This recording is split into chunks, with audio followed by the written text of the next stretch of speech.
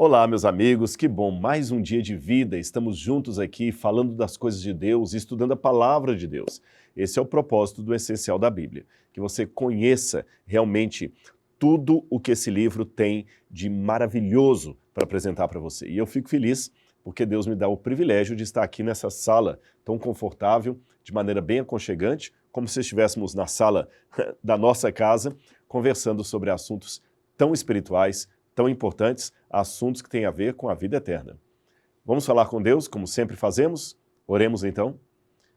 Amado Senhor, Divino Rei do Universo, nós agora rendemos a Ti mais uma vez a nossa vida, nossa adoração, o nosso louvor, por tudo que o Senhor é, por tudo que o Senhor faz, por tudo que o Senhor promete. Obrigado, Pai, porque o nosso coração se abre para Ti nesse momento. E eu peço, em nome do Teu Filho Jesus, que Tu possas conduzir o estudo da Tua Palavra agora.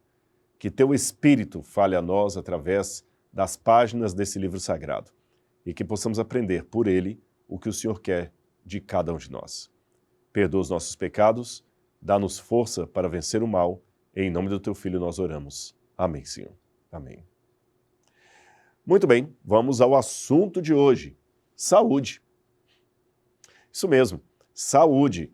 Muitas pessoas pensam que a Bíblia não tem nada a ver com as leis de saúde, mas tem sim. A Bíblia, na minha opinião, é um dos livros mais completos da humanidade, porque você tem ali na Bíblia conselhos sobre finanças, sobre criação de filhos, sobre casamento, sobre sociedade, sobre política, sobre filosofia, religião, tudo praticamente. E entre esses vários elementos, há também ali uma dimensão de saúde. A Bíblia determina a mesma coisa que um médico, quando vai falar com você, que você tenha boa saúde. Foi para isso que Deus nos criou. E poucas pessoas prestam atenção nesse aspecto da Bíblia como um manual do viver saudável.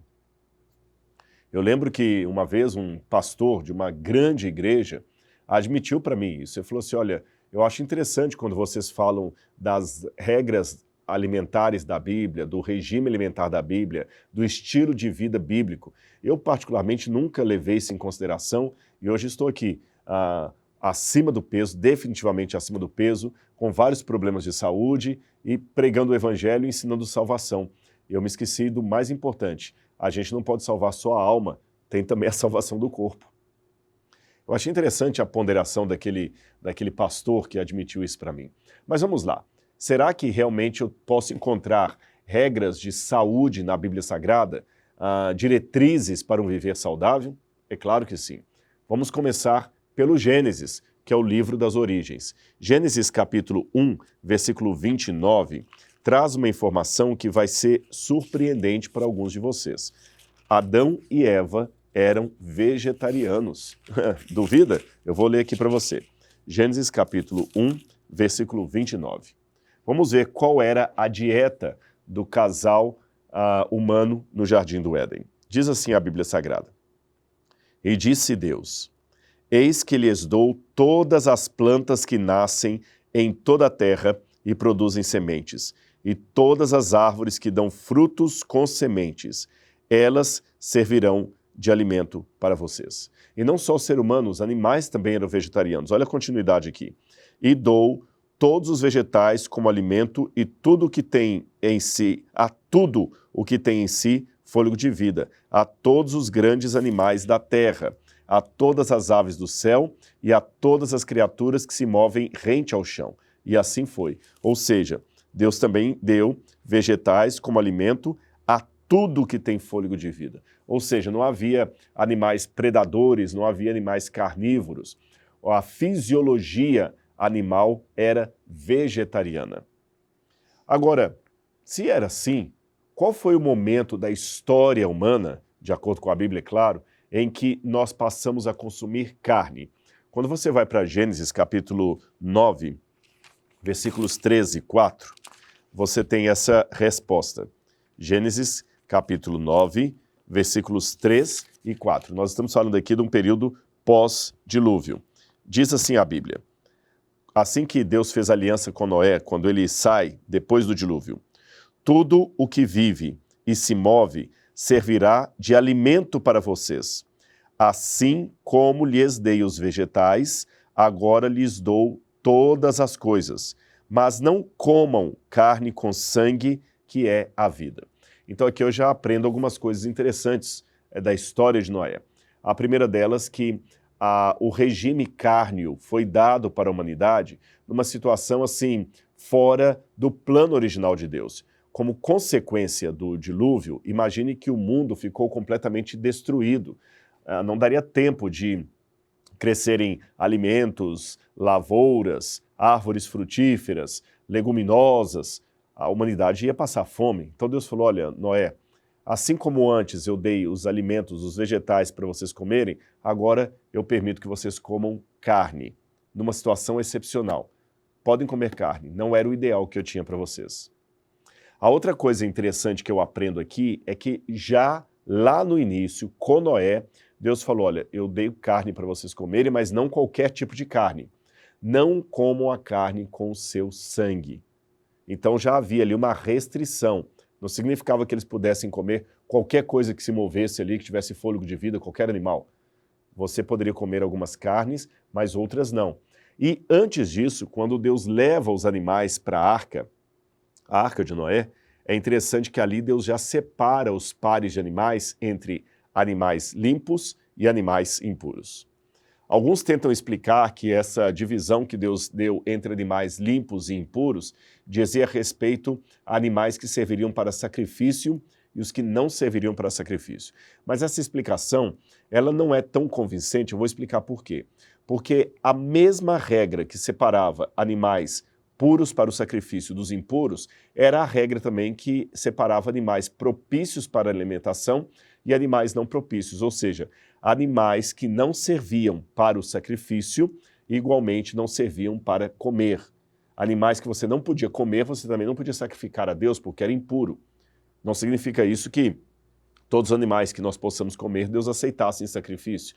Mas, via de regra, a questão era, se eu não posso comer dessa carne, é porque é impuro, então também não posso sacrificar a Deus. Em outras palavras, lá no dilúvio, muito antes de Moisés nascer, muito antes do povo hebreu existir, já havia leis alimentares dadas por Deus a Noé e a seus descendentes. Isso está claro na Bíblia. Agora, no tempo de Moisés, essas leis foram mais detalhadas, mais explicitadas. Então vamos ver as orientações que Deus deu quanto ao consumo de carne na época de Moisés. Você deveria depois, com calma, ler em sua casa todo o livro de Levítico, capítulo 11.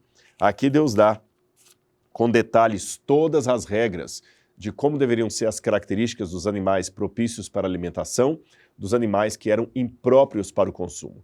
Mas nós vamos ler apenas o verso 47, que diz assim, vocês farão separação entre o impuro e o puro, entre os animais que podem ser comidos e os que não podem. E como eu falei, todo o capítulo aqui você vai ver com detalhes, ele apresenta os aspectos fisiológicos, os aspectos físicos daqueles animais que seriam próprios para o consumo dos que não seriam. Por exemplo, a carne do porco não é recomendada para o consumo na Bíblia Sagrada, como também a carne de vermes também não é recomendada, a carne do morcego não é recomendada. Seria mais ou menos como se Levítico 11 fosse agora um manual desses de saúde pública, sabe? Que as pessoas vão, vigilância sanitária, que falam, ó, esse animal aqui não está próprio para o consumo, ou porque venceu, ou porque a carne está estragada, ou porque realmente é um animal que faz mal para a gente. E Deus conhece muito mais sobre saúde e ser humano do que os agentes da vigilância sanitária, você não acha? Agora, que outro conselho a Bíblia nos dá acerca da saúde? Eu quero ler um texto para você que é pouco conhecido, pouco citado, mas eu acho que tem tudo a ver com o assunto de hoje. É Provérbios, capítulo 20, versículo 1. Provérbios, capítulo 20, versículo 1. Olha o que a Bíblia diz. O vinho é zombador e a bebida fermentada provoca brigas, mas não é sábio deixar-se dominar por eles. Eu sei que essa questão da bebida alcoólica ela é muito polêmica e muitos chegam à conclusão que a Bíblia não proíbe a bebida alcoólica. apenas incentiva a moderação. Eu diria diferente. Eu diria que a Bíblia, às vezes, tolera o hábito da pessoa beber. Olha bem o que diz o texto aqui. O vinho é zombador, a bebida fermentada provoca brigas. Não é sábio deixar-se dominar por eles. A expressão hebraica aqui, não é sábio nem se apropriar daquilo. E se você vai fazer um estudo histórico do passado, você vai ver que não somente a sociedade judaica, mas também a sociedade grega romana, não viam com bons olhos a bebida fermentada. Era algo que era mais assim, tolerado ou fazia-se vistas grossas, mas não algo aplaudido. Seria mais ou menos como o certo uso de drogas. Nós sabemos, não vamos agora enganar ninguém, que há muitos cantores, atores, de longa data nós sabemos que grandes pessoas famosas usam drogas, tóxicos, antes de apresentar um show. Quantos cantores de rock iam apresentar o seu show usando antes a cocaína, a heroína, a maconha, outros tipos aí de entorpecentes. E, infelizmente, alguns até influenciam bastante os jovens, atores, atrizes, cantores, compositores, até desportistas. Nesse caso, é um pouco mais complicado porque, às vezes, eles são apanhados no exame antidoping. Mas, mesmo assim, nós sabemos que há um grande número de pessoas que usam substâncias tóxicas ilícitas. O próprio nome diz, drogas ilícitas. Mas o fato de nossa sociedade ter, e eu digo até certo ponto, tolerar, entre aspas, fingir que não existe, não significa que é algo que todo mundo possa recomendar, aceitar numa boa. Então, se daqui a 2000 anos alguém usar o fato de que hoje há pessoas que usam drogas no meio artístico, midiático, como argumento para justificar que a nossa sociedade achava beleza usar drogas, desde que fosse moderado, está tendo uma convicção errada. É proibido, é errado, dá até cadeia se você for um traficante de drogas. O que acontece é que, apesar da proibição, há muitas pessoas que usam. Nos tempos bíblicos, tanto na sociedade judaica quanto fora dela, o que havia, sim, muitas pessoas bebiam, bebida forte, mas não era algo que a Bíblia dizia, beleza, vá lá só com moderação. Pelo contrário, a Bíblia tem muita advertência contrária às bebidas alcoólicas. Agora, mesmo que eu não tivesse nenhum versículo da Bíblia sobre isso, mesmo que fosse algo até permitido na Bíblia, eu acho que mesmo fora das páginas da Sagrada Escritura, eu tenho razões mais do que suficientes para recomendar que ninguém beba. Olha quantos acidentes de trânsito acontecem por motoristas embriagados. Quanta desinteligência doméstica por pessoas que estão embriagadas. Quantos amigos se mataram num bar por causa de bebida alcoólica. Fora o fato de que, se eu fosse um médico, eu poderia dar uma palestra para você aqui de pelo menos 2 horas, mostrando todos os malefícios do álcool no corpo. Ou seja, quem tem um problema de alcoolismo na família, quem tem um problema de pessoas viciadas, sabe que não existe nenhuma maneira sadia, honesta ou sábia de você justificar qualquer vício que seja. Eles são terríveis. Agora, fica a seu critério. Eu, particularmente, tomei a iniciativa de ser abstêmio, de não beber bebida alcoólica de forma alguma. Mesmo porque, uma vez eu conversei com um médico uma coisa interessante. Ele me disse assim, eu perguntei para ele, é verdade, esse médico era cardiologista, um grande cardiologista. Eu perguntei, é verdade que muita gente diz por aí que um pouquinho de vinho todos os dias faz bem ao coração? Ele respondeu para mim, Rodrigo, é verdade sim, mas nunca a sociedade médica vai recomendar isso por uma razão muito simples. A maioria das pessoas não ficarão só numa dosezinha por dia. Aquela dosezinha por dia vai virar, na maioria absoluta dos casos, uma dependência química do álcool e ele daqui a pouquinho vai estar com uma dosezinha desse tamanho, desse tamanho, desse tamanho, 1 litro, daqui a pouquinho a gente está tendo que tratar aquele sujeito ali de alcoolismo. Então, mesmo que realmente um pouquinho de vinho faça bem ao coração, você não vai encontrar nenhum médico responsável que recomende isso aos seus pacientes. Eu acho que já resolveu o problema aí, né? Alguém pode falar, mas Jesus transformou a água em vinho no casamento. Se aquele vinho que Jesus transformou no casamento fosse o vinho alcoolizado, eu teria um problema aqui. Sabe qual? Porque diz a história ali no livro de João que as pessoas já haviam bebido o primeiro vinho. Elas já haviam tomado o vinho.